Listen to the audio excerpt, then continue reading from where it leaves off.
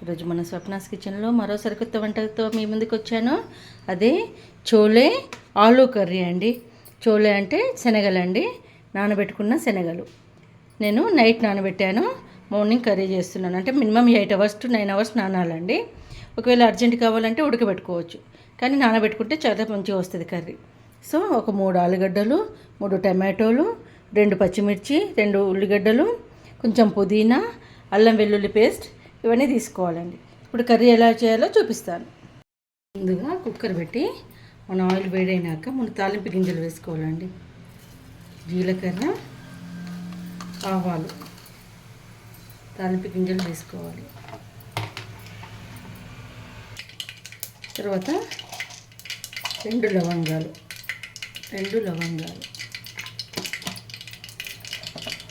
కొంచెం పట్ట కొంచెం, ఒక బిర్యానీ ఆకు.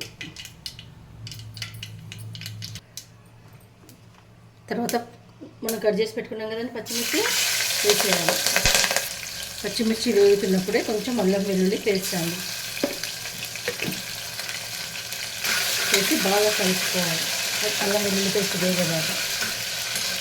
తర్వాత ఆనియన్ వేసి వేగనివ్వాలి.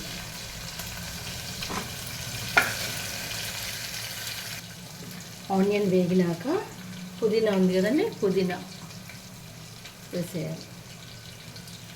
తర్వాత దానిపైన పసుపు,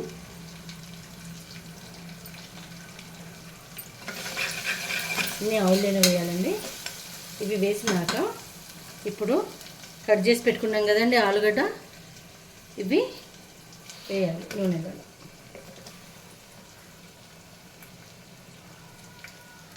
ఆలుగడ్డ వేసినాక ఒక 5 minutes ఉంచాలండి.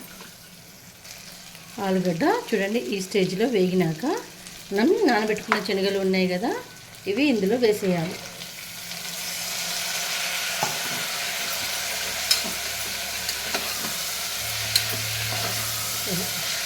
కలిపి మూత పెట్టేయాలి.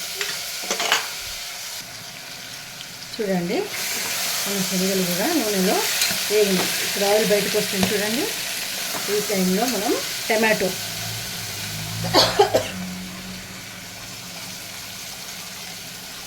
వేయాలి.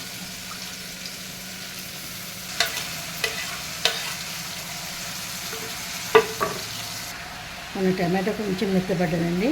ఈ టైంలో మనం కారం వేయాలి. కారం అనేది ఎవరి టేస్ట్కి తగ్గట్టు వాళ్ళ అవుతుంది. నేను కొంచెం వేస్తున్నాను, 1/2 స్పూన్ వేసాను. తర్వాత గరం మసాలా, ఇంట్లో చేసుకున్న గరం మసాలా అండి ఇది వేస్తాం కాబట్టి కారం కొంచెం తక్కువ వేసుకోవాలి. 1/2 స్పూన్ వేసాను. వేసి ఒకసారి కలపాలి. కారం మొత్తం మనం ఈ ముక్కలు కొట్టేటట్టు.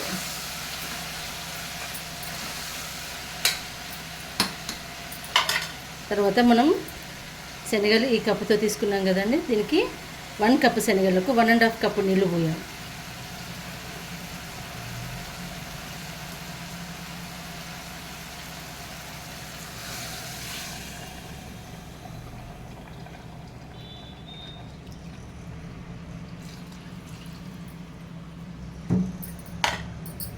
దీంట్లో ఇప్పుడు ధనియా పౌడర్, పచ్చి ధనియా పౌడర్ అండి నాది. పచ్చి ధనియా పౌడర్ వేసేసి కుక్కర్ మూత పెట్టేయాలి. కలిపి కుక్కర్ మూత పెట్టి ఒక 6 విజిల్స్ రానివ్వాలి. శనగలు మెత్తగా ఉడకాలంటే ఒక 6 విజిల్స్ రానివ్వాలి. తర్వాత మనం కుక్కర్ కట్టేసుకొని స్టవ్ కట్టేసుకొని ఉప్పు వేసుకొని కలుపుకోవటమే. ఇలా కుక్కర్ మూత తీసుకొని ఒకసారి కలుపుకొని ఉప్పు వేసుకోవాలండి. ఇప్పుడు కొంచెమే వేయాలి ఉప్పు. ఆలుగడ్డ ఉంది కాబట్టి ఆలుగడ్డలో ఉప్పు ఉంటుంది. 1.5 స్పూన్ వేసాను. చూడండి మన మసాలా వేసినటువంటి చెనా ఆలూ కర్రీ రెడీ అయిపోయింది. మీరు కూడా ఇలా చేసుకొని ఎలా వచ్చిందో కామెంట్ బాక్స్లో కామెంట్ పెట్టండి. కనుక మీకు నచ్చితే నా ఛానల్కి లైక్, షేర్, సబ్స్క్రైబ్ చేయండి. స్వప్నాస్ కిచెన్.